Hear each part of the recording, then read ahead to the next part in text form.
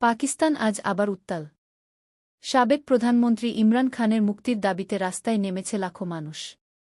৬ August ২০২৫ পিটিআইয়ের ডাকে দেশজুড়ে শুরু হয়েছে ফ্রি ইমরান খান আন্দোলন। করাচি, লাহোর, পেশোয়ার থেকে ইসলামাবাদ, প্রতিটি শহর যেন এখন একটাই স্লোগানে মুখরিত, ইমরান খান জিন্দাবাদ। ইমরান খান গত ২ বছর ধরে জেলে।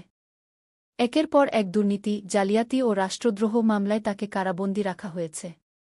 কিন্তু পিটিআই ও সাধারণ মানুষ এটাকে দেখছেন রাজনৈতিক ষড়যন্ত্র হিসেবে।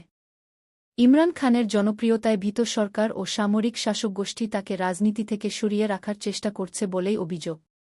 এই আন্দোলনের পেছনে শুধু রাজনৈতিক প্রেরণা নয়, আছে পাকিস্তানের জনগণের মধ্যে জমে থাকা ক্ষোভ।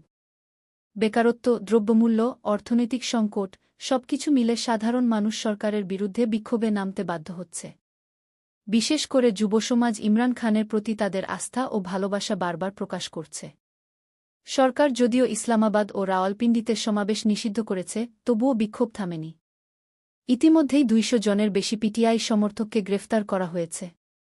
এমনকি ৭৩ বছরের প্রবীণ নেত্রী রেহানা দারকেও আটক করা হয়েছে।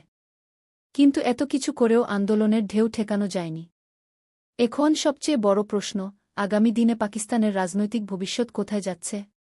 ইমরান খানের মুক্তির দাবি কি সরকার মানবে? নাকি সামরিক বাহিনীর ছায়া থেকে গণতন্ত্র আরও সংকটে পড়বে?